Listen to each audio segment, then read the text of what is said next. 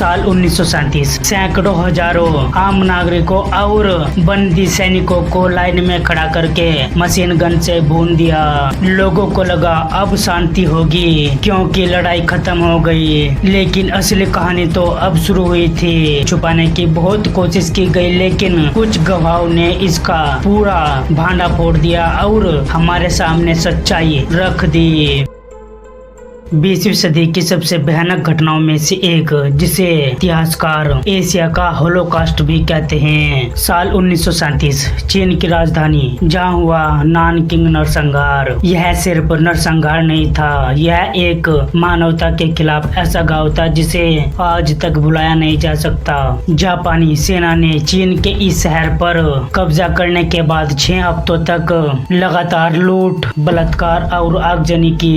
इस नरसंहार में अनुमान है कि 3 लाख से ज्यादा लोग मारे गए और 20,000 से ज्यादा महिलाओं के साथ हुआ। लेकिन सबसे डरावनी बात यह है कि यह सब सुनियोजित तरीके से हुआ और बहुत दिनों तक हुआ, लेकिन दुनिया ने इसे रोकने का बहुत देर तक कुछ प्रयास नहीं किया।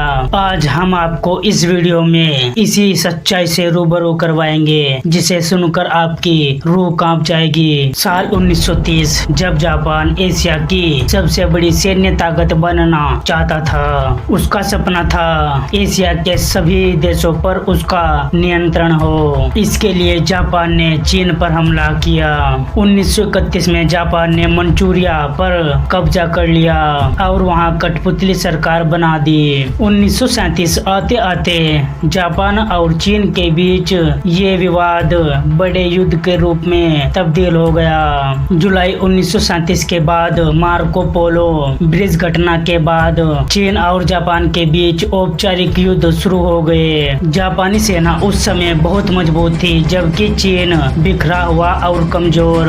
दिसंबर 1937 जब जापान के सैनिक चीन की राजधानी नानकिंग की ओर बढ़े। नानकिंग उस समय चीन की राजनीतिक और सांस्कृतिक राजधानी थी। चीन ने इसका बचाव करने की कोशिश की, लेकिन जापानी सेना बहुत मजबूत थी और उन्होंने बड़ी आसानी से चीन के इस राजधानी पर कब्जा कर लिया। नानकिंग का पतन 13 दिसंबर 1937 को जापानी सेना नानकिंग में घुस आई। चीनी सेना ने हथियार डाल दिए या शहर छोड़कर भाग गई। लाखों आम नागरिक शहर में फंस गए। लोगों को लगा अब शांति होगी क्योंकि लड़ाई खत्म हो गई, लेकिन असली कहानी तो अब शुरू हुई थी। नरसंहार की शुरुआत। जैसे ही जापानी सैनिकों ने शहर पर कब्जा किया, उन्होंने 6 हफ्तों तक लगातार कत्लेआम मचाया। सैकड़ों हजारों आम नागरिकों और बंदी सैनिकों को लाइन में खड़ा करके मशीन गन से भून दिया। 2 जापानी अधिकारियों की कहानी मशहूर है, जिन्होंने यह देखने के लिए प्रतियोगिता की कि कौन 100 चीनी सैनिकों या आम नागरिकों को पहले मार सकता है। बलात्कार और यौन हिंसा। इस नरसंहार में अनुमान है कि 20,000 से 80,000 तक चीनी महिलाओं का किया गया। सिर्फ जवान महिला ही नहीं, बूढ़ी, बच्चे, कोई भी हो, उन सभी का किया गया जापानी सैनिकों के द्वारा। बलात्कार के बाद कई महिलाओं की हत्या कर दी जाती ताकि वो गवाही ना दे। घर, दुकानें, स्कूल, अस्पताल सब लूट लिए गए। मंदिरों और सांस्कृतिक धरोहर को जलाकर राख कर दिया गया। पूरा शहर खंडर में बदल गया। नानकिंग नरसंहार को छुपाने की बहुत कोशिश की गई, लेकिन कुछ गवाहों ने पूरी सच्चाई इस पूरी दुनिया के सामने खोल कर रख दी। जॉन राबे जर्मन व्यापारी और नाजी पार्टी का सदस्य, उन्होंने शहर में सेफ जोन बनाया और लाखों लोगों की जान बचाई। मिनेट संगठन अमेरिकी महिला, जिन्होंने सैकड़ों चीनी महिलाओं और लाखों बच्चों को अपने कॉलेज में शरण दी। कई पत्रकारों और मिशनरियों ने तस्वीरें और डायरी लिखकर पूरी दुनिया को बताया कि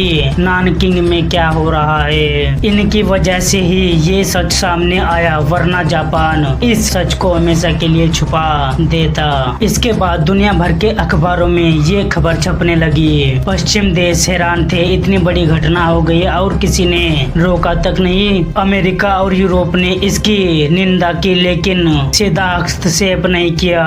दूसरी तरफ जापानी मीडिया ने इस खबर को पूरी तरह दबा दिया। जब यह खबर पूरी दुनिया के सामने आई तो जापान को इसका अपराधी माना गया और कई जापानी अधिकारियों को फांसी दी गई। लेकिन कई जिम्मेदार लोग इस फैसले से भी बच गए, जो बाद में जाकर फिर जापान की राजनीति में घुस गए। नानकिंग घटना यह उस समय की सबसे दुखद घटना थी, लेकिन कुछ लोगों के लिए यह मनोरंजन था। क्या आज के समय में भी किसी देश के साथ ऐसा नरसंहार हो सकता है या नहीं? अपनी राय कमेंट में जरूर बताना। अगर हाँ तो किसके साथ और क्यों? इस घटना से जापान और चीन के रिश्ते आज भी बहुत खराब है।